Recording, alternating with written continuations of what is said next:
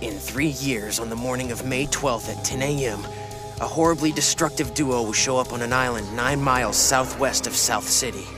They have dreadful power, even by our standards. They're monsters, Goku. That's the best way I know to describe them. They're monsters. 違う。孫悟空ではない。データと一致しない。I will absorb them all, one by one. If they set that android free, it will be the end of all of us! No!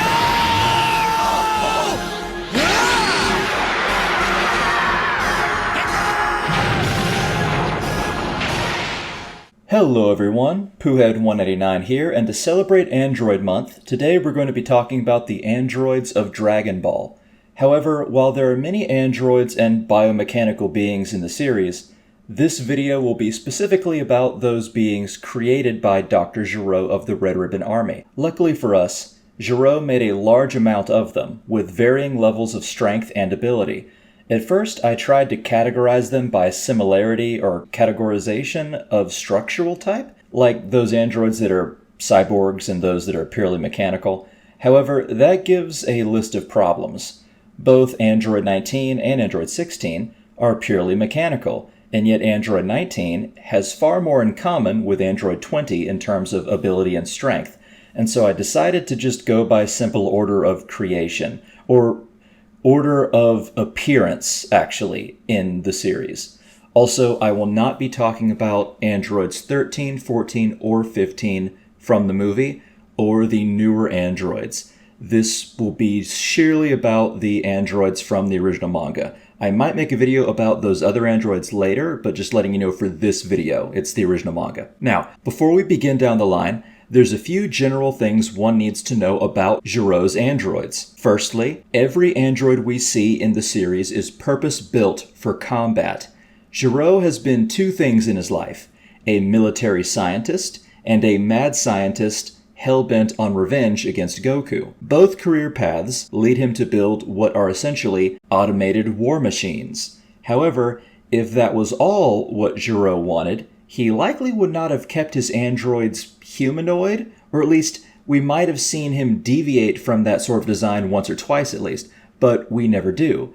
It appears Gero wanted androids made for battle, but he also seemed to want obedient servants and helpers of his grand design. It's a safe assumption to make that Gero's ambitions did not end with killing Goku. Once Goku was dead, it's doubtful Gero would have faded away and been satisfied with a quiet life of study. He was a mad scientist for a reason. However, we really don't know his plans for after, and so we can only guess. But it seems his creations were meant to serve multiple purposes, with combat being their main function, but their secondary functions were likely versatile in nature. It also should be noted that Gero's science goes far beyond what we know of in our normal world. Even past the strength of his creations, it's notable to point out that Gero had created true artificial intelligence. What we have today is called machine learning, which is not real artificial intelligence. It's really just pattern recognition. Honestly, I'm pretty avidly anti-AI in the modern world. I hate generated images and text. I think it's lazy at best and theft at worst, and it kind of encourages mediocrity. But Gero did something different than what we have. Gero found a way to be more ethical than modern-day computer scientists in a weirdly warped way. You see, today, we don't even know if actual artificial intelligence based on algorithms is even possible, like true artificial intelligence. But even at the earliest appearance of Gero's creations, such autonomy was present. And this supports the idea of Gero wanting servants that would be capable of many tasks, and wishing for subordinates that could reasonably think their way through situations much like a human could. And this leads me into a common theme of Gero's androids, which is their need for meaning, or a purpose, or a prime directive. That's something extremely human, as you might say, yet the focus on it in a way only a machine might think about it, it's a strange concept. A search for purpose being very human, yet the active searching of it still being very inhuman. Because we, as organic beings of higher thought, are capable of just making life what we will, or we can pursue a deeper purpose or meaning for our lives without actively acknowledging it. I think it's very interesting, but it's also an example of an extremely advanced machine to the point of sentience. We can go through a few examples. It's clear Android 16's purpose was to kill Goku, like a lot of Gero's androids, and though it transforms over time to defeating Cell, he still actively works toward it. 17 and 18 need a purpose, even after they kill Gero, and so they decide to just go after Goku like 16 because they needed a reason for being. Even their desire to have fun was not good enough. It had to be something concrete. Even Android 8, when he was released by Goku and he helps Goku defeat Muscle Tower, is in need of meaning and purpose. If 8 was a true machine like we know it, if he had no purpose after defeating Muscle Tower, he would have just simply stood there until he shut down. But rather, he decided to go with the villagers and live with them, his prime directive being to help people. We'll talk about the different prime directives of each android as we go through them, but it's something you need to take note of when studying them in the series. Now, let's begin with listing and discussing the various androids. Gero is noted for being the creator of all the numbered androids in the series, but it's very likely he also had a hand in creating a few others. In fact, there is a creation of his in the Red Ribbon Army saga and 2 other likely creations of his, specifically in Muscle Tower. The first is an android known as Major Metallotron, or Sergeant Metallic in the original Japanese. In the Viz, he is called Full Metal Jacket, but for the purpose of this video, I will call him Major Metallotron. Metallotron is an absolute giant of an android, and he is the foe that guards the 3rd level of Muscle Tower. It's pretty obvious his entire design was based on Arnold Schwarzenegger in the Terminator movies, and it makes sense because Akira Toriyama has always been a big fan of Western media, and even past that, Arnold is actually fairly popular in Japan, even doing a number of commercials in the 80s. I know about that because I watch sumo wrestling every other month with my friends, and the streams like showing old Japanese commercials during the breaks, and they show Arnold in more than a couple. In fact, the people of Japan affectionately call him Shua-chan. But back to the Major Metallotron, it's not confirmed Gero made him, but considering Android 8 was in the same tower, and we know nothing of any other robotics expert in the Red Ribbon Army, except a filler one, which we'll talk about later, it's a pretty safe bet. However, I doubt Metallotron is androids 1 through 7. He was likely a side project with less ambitious goals. He seems to be purpose-built, made to guard the 3rd floor, though given he has a rank in Japanese, sergeant, it's possible he could even have commanded troops. Metallotron is hugely powerful for the time. In fact, Goku even says he should have joined the 21st World Martial Arts Tournament as he would have done really well in it. Metallotron is extremely durable and quite powerful. Goku has a lot of trouble against the android, finding himself only slightly stronger in terms of raw physical strength. Yet it's also questionable on who would have won the fight if it continued. While he can survive kicks from Goku, and he can even continue to fight without a head, Metallotron's main failing was his lack of energy reserves. It seems if he fights an opponent that is around his strength level for a fair length of time, his batteries run out of power and he shuts down. And of course, we need to discuss the ranged attack that Metallotron has. He's shown to be capable of firing a missile out of his mouth, and this is one other reason why I believe Dr. Gero was the creator of Major Metallotron, as most normal missiles would not be fatal to Goku, but instead of kicking it away, Goku dodges it.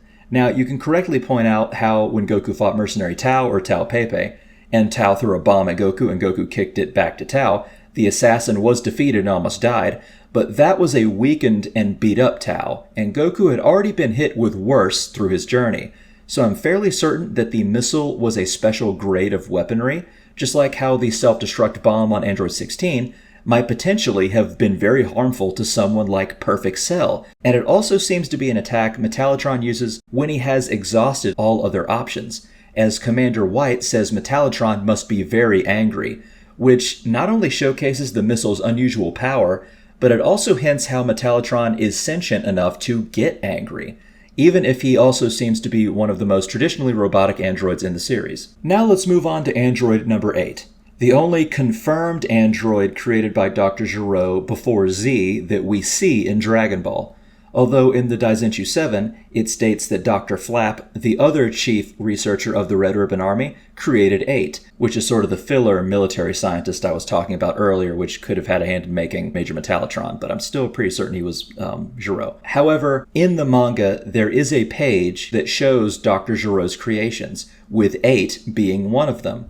So for the purposes of this video, we will not listen to the Daizenshu 7 saying it was Dr. Flap, since the manga says differently. Android 8 will be considered a creation of Dr. Gero's. Now, Android 8, though not quite as big as Major Metallotron, is still fairly large and imposing, contrasting his gentle nature. He's a pacifist by heart, and would prefer to never fight anyone if he could help it, though at the time of his appearance, he is either as strong or maybe even slightly stronger than Goku, making him slightly stronger than Major Metallotron as well, special missile attack notwithstanding. Android 8 was, like most androids created by Dr. Gero, deemed a failure, likely due to his peaceful ways. There is really not too much to say about him through an analytical or informative viewpoint, but I will say that just like Major Metallotron, Android 8 is an entirely mechanical creation, according to Toriyama, which surprised me, personally, as clearly Android 8 is modeled after Frankenstein, which is a being made up of various organic parts. He even has stitches on his head, and he acts far more human than the very robotic personality of Major Metallotron. However, Toriyama did state that he was purely mechanical in an interview, so either Toriyama changed his mind or did not really think about it until said interview. So for the purposes of this video, we'll go with Toriyama's statement. There are no feats or panels that suggest organic build, even if that is what he appears to be. Plus, the stitches on his head could very well be from when Gero was attempting to realign Android 8's programming in an attempt to change his ways from his generally benevolent nature. Okay, last but not least for the Adventures of Muscle Tower is the monstrosity known as Bouillon. Now, this monster might very well not be a creation of Dr. Gero's, but considering it is located in a tower with 2 other huge androids, I would not put it past it being an early biomechanical being or a biological android like Cell would be later on. We really don't know, but it's the most likely explanation for its origins. It is, of course, incredibly durable and malleable, able to withstand any attack Goku throws at it, even a Kamehameha, until Goku figures out to freeze it and then shatter it in order to defeat the mysterious creature. Now we move on to the more powerful androids that appear in Z. The first 2 that make an appearance are androids 19 and 20. These 2 androids are probably the most interesting, though they get less attention in the fandom than the others in the arc. Both androids appear in the 338th overall chapter of the Dragon Ball manga, and both are fairly powerful. It's ambiguous, but in my opinion, not likely the Z Fighters could have defeated them so easily had they not been forewarned by future Trunks. It's clear both androids at least pose a minor to moderate threat against your average Super Saiyan. It's hard to gauge just how well Super Saiyan Trunks or Yardrat Goku could have done against them. I also need to speak on their powers in relation to one another. Android 20 states that he is far above Android 19 in power. However, I believe that this is false. Android 19 performed better against both Goku and Vegeta than Android 20 did against Piccolo. And despite Android 20's claim, he still ran away from Vegeta for the mere fact Vegeta defeated 19, and Vegeta was clearly weaker than he had been previously. So I believe Android 20's statement is a pretty explicit bluff that Vegeta called out, and then in turn Vegeta bluffed back. They are likely around equal in terms of strength, judging by their feats. Now, these 2 androids are also unique in that they can absorb energy through small orbs embedded in their hands, which is truly an amazing piece of technology. They can utilize this ability to steal the power from either direct ki blasts or by grabbing a target. And this has a 2-fold purpose. The more well-known purpose is that it can increase the strength of the android in question, but a lesser-known use of such technology is that it allows the android to repower its batteries and increase its stamina. When Android 19 is getting beaten around by Goku, Android 20's primary concern is not Goku's strength, but Android 19's energy reserves running out, just like Major Metallotron way back when, which means that if Android 19 or 20 are in a prolonged battle against an opponent that provides enough of a challenge that they cannot end the fight quickly, and they absorb no energy, they can shut down. Aside from this capability to absorb energy, there are two major aspects about these androids. One is detrimental to their design, and one is beneficial. Firstly, the detrimental aspect is that though they clearly have precise databanks on the subjects they wish to kill, and they have the ability to sense power through some sort of inbuilt scouter, their power reading devices are not extremely accurate. They are proven wrong in their assessments of their enemy's power multiple times, with Goku, Vegeta, and Piccolo, respectively. However, an aspect about them that is not often mentioned is that both androids have a genius-level intellect. Now, I apologize if you're merely watching this to get some knowledge before diving into the series that is Dragon Ball, but I'm gonna have to give spoilers for a moment. As most of you know, Android 20 is Dr. Gero, after having given himself a mechanical body. And honestly, Dr. Gero is insanely intelligent. Honestly, he's the epitome of mad scientist. It's pretty crazy to realize how this human, through no training, was able to herald the destruction of multiple timelines and is responsible for so much death and destruction and bring about the threats on a galactic scale. And let's talk about Android 19 for a moment. It's not widely talked about, but Android 19 is very notable in being what Dr. Gero considers his first and only success in Gero's many years of creation. Android 19 is powerful, capable, but entirely obedient to Dr. Gero. Though 19 has the capability to experience cruel glee and fear, he also is apparently a purely mechanical creation, without any organic parts to provide a base. That is unlike Android 20, or Gero, as he used to be a human, so therefore he is a cyborg. And as I stated earlier, 19 also seems to have the equivalent of what could be considered a genius-level intellect by a simple fact. The reason Dr. Gero is Android 20, the number after 19, is because after Gero created 19, he ordered Android 19 to operate on him and make him a cyborg, meaning Android 19 is also capable of creating his own string of androids and monstrosities, just like Gero's computer that completed Cell, which means there could potentially be other timelines where Gero was killed and 19 was not, and 19 became the new creator of further androids. Just something to consider. Also, both androids appear to prefer using eye lasers as a primary attack. And fun fact, in the anime it shows Android 19 shooting his eye lasers to destroy a city, and Android 19 bends over to move out of the beam's path. Yet in the manga, we see Android 20 shooting and not turning toward 19, yet 19 is somehow bent over anyway. One has to wonder what Toriyama was attempting in that panel, but the anime made it make more sense, apparently. And before we move on, we need to speak for a moment on Dr. Gero turning himself into an android. He tells Android 18 that he did so because he wished to have eternal life, which means androids apparently live perpetually.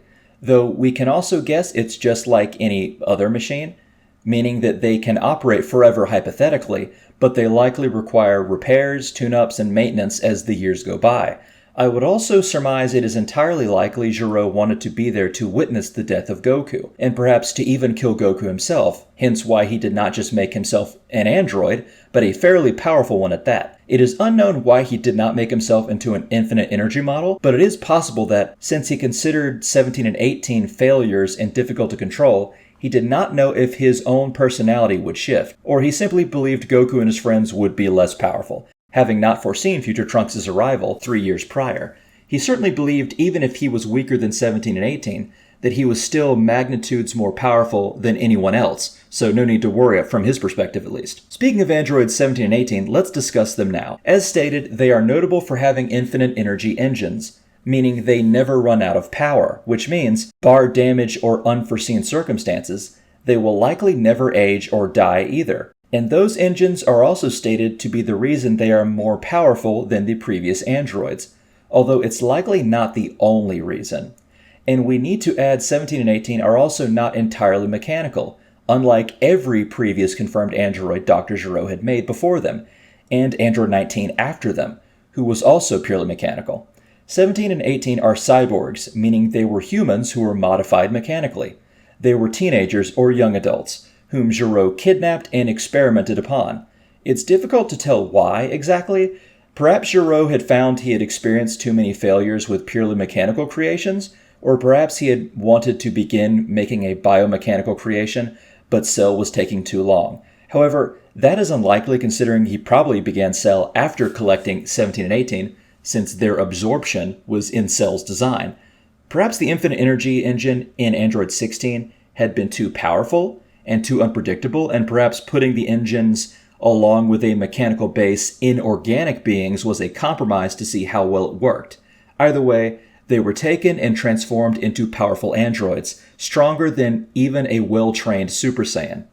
We need to remember, though, that though both androids are part human, Dr. Gero still operated on their minds in either some form of neural surgery or implementing neural implants, as he does talk about attempting to tweak their personalities and make them more obedient through programming. Even if he ultimately failed, the operation was still conducted.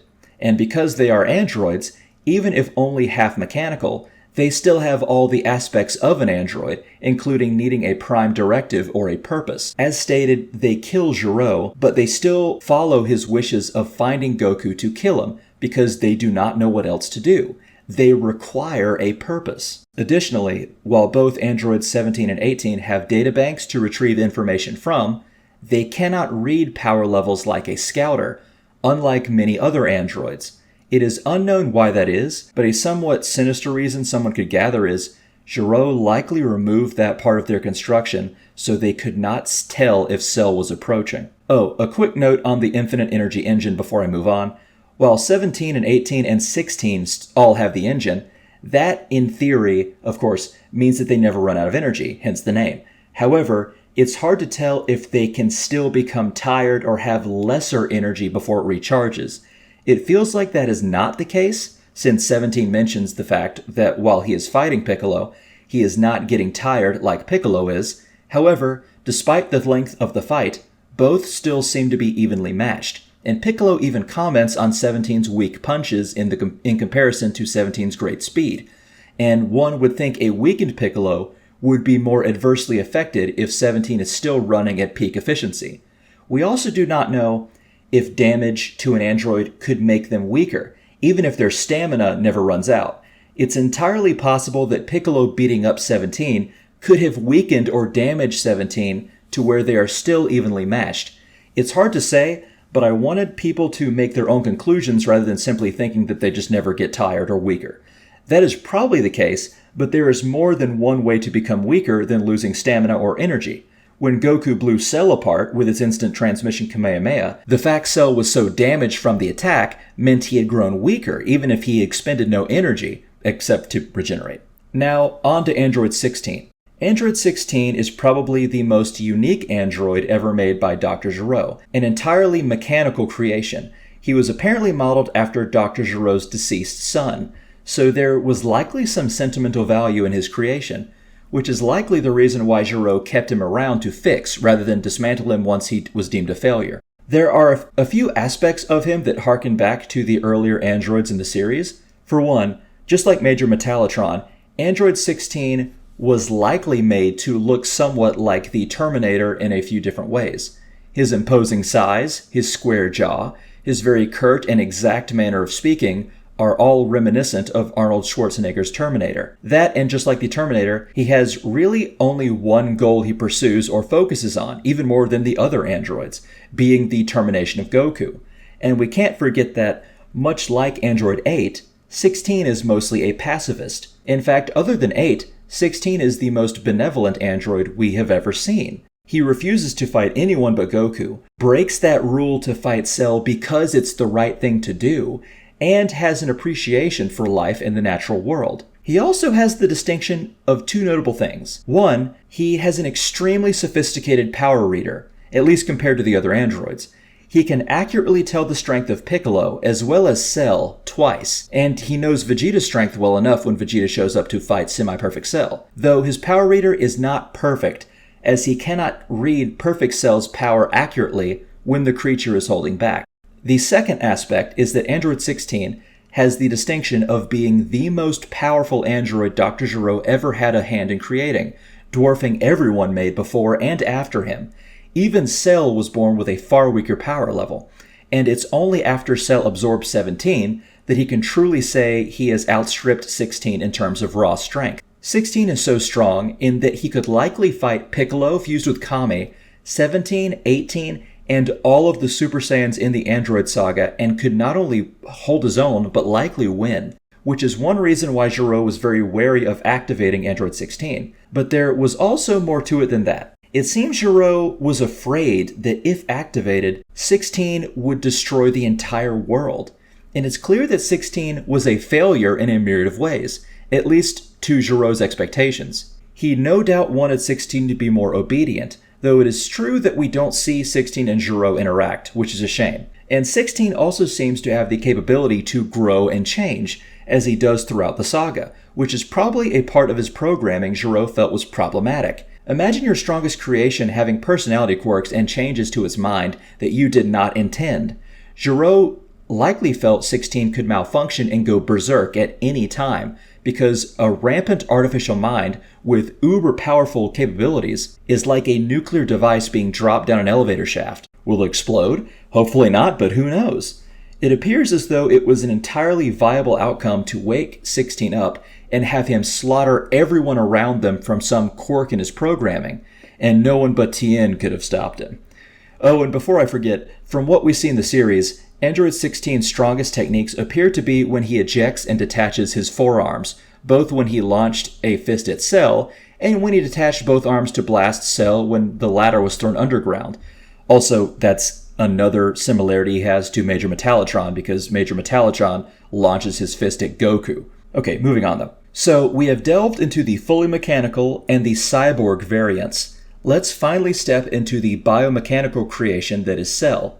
I might make a video on Cell later, but we can discuss him a bit here. Cell, as stated, is a bioorganic android, initially created by Dr. Gero, but due to the time it would take to develop the creature, Gero left it to his supercomputer to complete his growth cycle. Cell, being bioorganic, had slightly more agency than most mechanical creations, much like the Cyborg 1718. Or perhaps he might not have had more agency, but maybe more drive than many of Gero's creations, and I guess more creativity in order to fulfill it. Despite being mostly organic, Cell was still an android. In fact, before the game Fighter Z, or Fighters, whichever you want to call it, came out, many fans and Dragon Ball Wiki, and a few magazines even, referred to Cell as Android 21, since he was the final android Gero made in the original manga.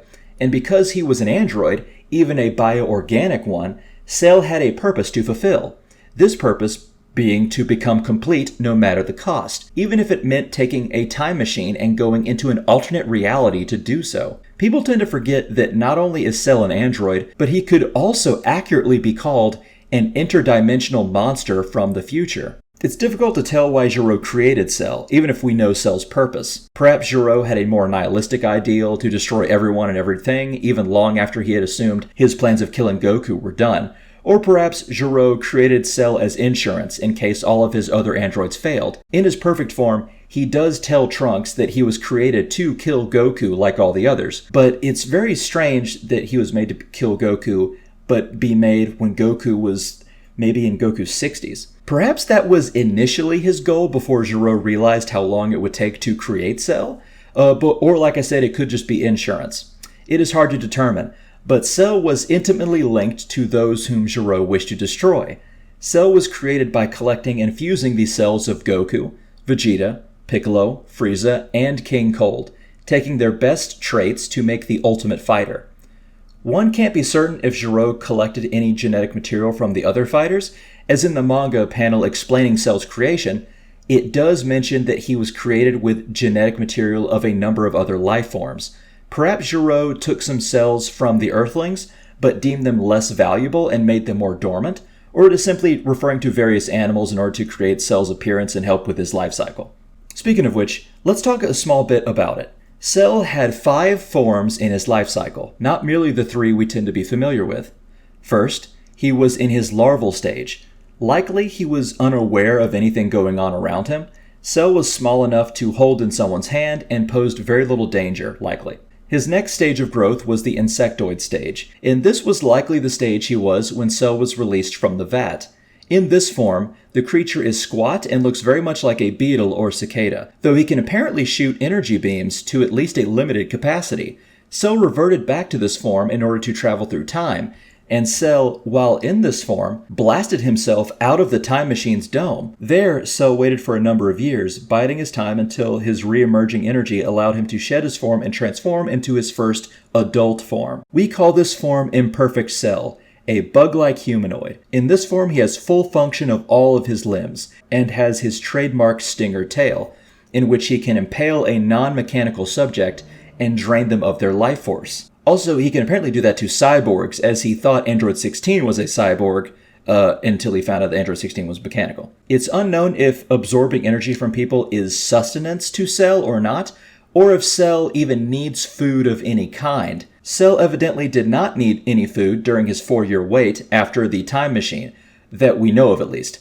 In all likelihood, Cell was merely absorbing people to guarantee that he would grow strong enough to be able to overpower and absorb 17 and 18. Cell is notably cunning in this form, but it's honestly Toriyama's best horror work I've ever seen. He scared the fuck out of childhood me. The next stage of this evolution is second form Cell, also called semi-perfect Cell. In this form, Cell has grown bulkier from his increased power, with a more human-like face. His strength and speed have increased greatly, and whereas he was once on the losing side of a close battle against Android 16, now a punch from 16 is just a minor inconvenience. It is unknown if Semi-Perfect Cell would look or act differently, or if he would have any difference in power if Cell had absorbed 18 instead of 17. Unfortunately, we'll likely never know. And then we reach Cell's final stage of evolution, called Perfect Cell. Perfect Cell is generally what we think of when we think of Cell. This form is a more sleek, some might say handsome design, with a much more human face despite the bug-like but statuesque body. It's actually impressive how powerful Cell is in this form. While Semi-Perfect Cell grew notably stronger, Perfect Cell was only really able to be bested by a full-blown Super Saiyan 2, and even then, he took multiple hits and a Kamehameha blast and was still not destroyed, able to hang on and regenerate himself. He also appears to be more inclined to fight for fighting's sake in this form, and better able to replicate and/or perform techniques. In this form, Cell's original prime directive of becoming perfect was now superseded, and he had a new purpose in life. Many fans criticize Perfect Cell for having no real goal except being evil, but his new purpose is, in my opinion, quite easy to figure out. Cell wishes to destroy everything in the universe that is not perfect, and he believes everything in the universe except himself is imperfect, and so in some twisted, narcissistic, and genocidal manner, he wants to create a perfect universe which just consists of him. Yes, he does not explicitly state that, but from a few context clues it's what we can glean. Though he is quite evil, of course. In fact, he states that after he wins the Cell games, he won't destroy Earth. He will search and hunt down every last man, woman, and child on Earth and kill them personally in order to better savor their fear. It seems Cell quite enjoys people being afraid before they die, in all of his forms. My question is, what would Cell, or even Android 16, think of Dr. Gero? Cell had a mission when he was imperfect, and a more broad goal when he was perfect. Yet, in my opinion, I think as long as Gero did not impede his prime directive, Cell would have a small bit of gratitude for Gero. Cell might be evil, but he did not have a vendetta against Gero like 17 and 18. They had always resented the mad scientist for kidnapping them, understandably so. Although, of course, Cell is evil enough to where he might have just killed Gero anyway, that's just my opinion. As for 16, it's difficult to tell. If 16 understood he was modeled after Gero's son, or Gero somehow implanted some bit of sympathy into him, he might have been not only obedient, but emotionally attached. And even if that were not true, it would have been very interesting to see the two interact. It's ironic that it's Android 16's very existence and Gero's insistence not to activate him that annoys 17 enough to end Gero's life. So the android that he modeled after his son ended up being his death. In fact, Gero's life is an extremely tragic one when you really think about it. I replayed Fighter Z recently, and though it's not necessarily canon, Android 21's design does accurately portray the design of Dr. Gero's wife, as seen in Dragon Ball Super Super Hero.